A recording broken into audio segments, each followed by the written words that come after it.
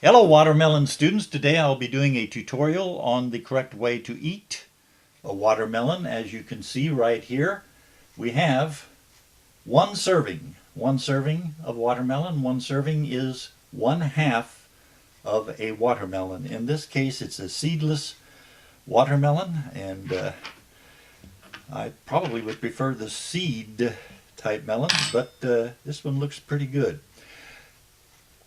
A lot of people think you are supposed to eat watermelon with a fork. Show you what a fork looks like there. And, of course, that's not true. There is a fork. And the fork cartel many years ago sort of brainwashed people into thinking you're supposed to eat a watermelon with a fork, just in an attempt to sell forks. But the correct way to eat a watermelon is with a spoon. This is what a spoon looks like. You can see why you want to use a spoon for watermelon. The very name, watermelon, implies this is a liquid food, and therefore you use a spoon so you don't miss any of the drops. Now, the correct way to eat a watermelon is this. You begin by placing your spoon at a 90-degree angle to the surface of the one serving of watermelon, and you press downward. And I'm putting mine in the eastern sector of the watermelon, and I've made a little hole there that is it is 1 15/16 inches in diameter. And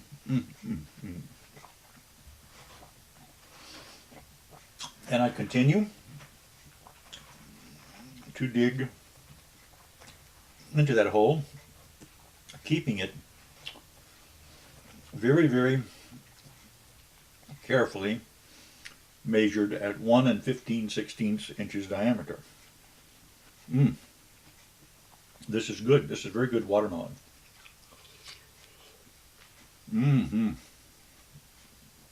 I will be adding some extra ingredients later on, and you can see why we've used the spoon. We're getting a lot of good watermelon juice there. Now we have completed our partial tunnel. I don't know if you can complete something that's partial. In the eastern sector. Now we're going to the northeast. We're going to place a similar size 1 15/16 inches diameter hole, which will become a tunnel.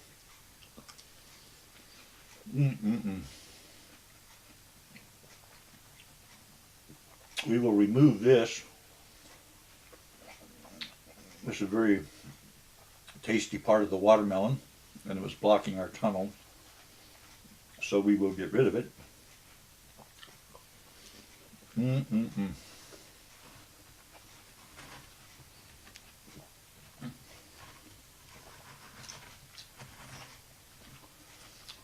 Let me continue with our tunnel.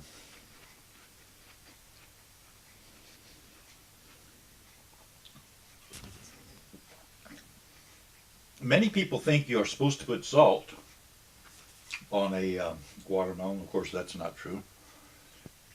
Salt would take away from the sweet taste, so don't fall for that one.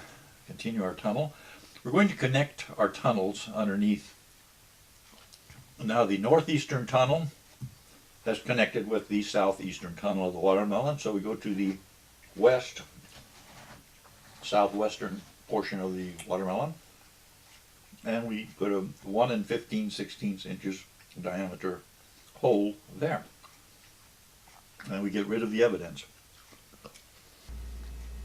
You probably can hear the refrigerator running in the background now. We've advanced to the point where we now have a hole, a tunnel, in the southeastern and northeastern portion of the watermelon, and another tunnel in the southwestern and northwestern portions of the watermelon. And each of these tunnels is connected. You can drive through any of those if you had a car small enough.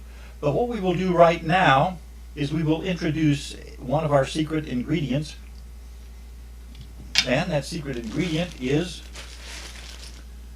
marshmallow.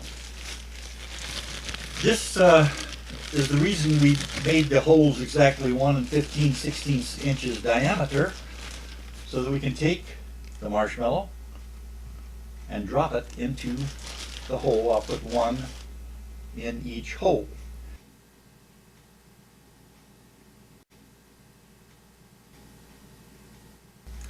And this brings up the Archimedes principle of combining watermelons and marshmallows.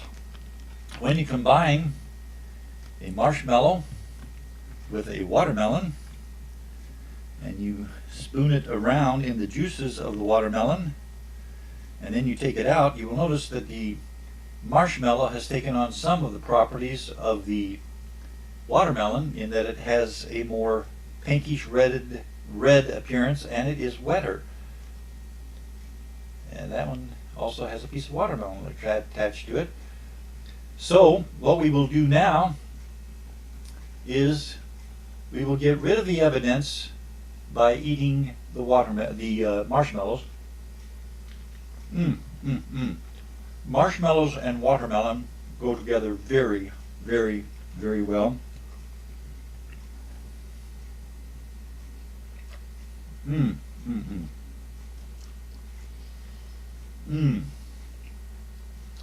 This is quite good. Marshmallow with some watermelon juice on it. So you could use roasted marshmallows. Be sure when you slice a watermelon, have an adult do that. And if you roast marshmallows, have an adult do that. That way, if your mom or your older brother or somebody cuts their fingers or burns their fingers or something, you can still go ahead and eat the watermelon comfortably. This one, take it out here. Very, very good. And we will eat some more of the watermelon and then add another secret ingredient. All right, it is a couple of minutes later and we've devoured most of the watermelons. To have a little bit of juice down at the bottom. We'll place in some sorbent marshmallows there, and then we will add our final secret ingredient, which is peanut butter. Peanut butter. Peanut butter goes very well with watermelon. And what I'm going to do is get the marshmallows quite covered with watermelon juice here. And I will take the spoon and dig into the peanut butter and get a small serving of peanut butter and place in there, and have marshmallow and watermelon and peanut butter all there together, and we can make a big mess of it if we really try. And by the way, other things that go good with watermelon, this will be quite tasty, as you shall see when you actually try it. You'll love this. You don't need salt because peanut butter has salt in it, if it's salty peanut butter. So you have the watermelon with some peanut butter.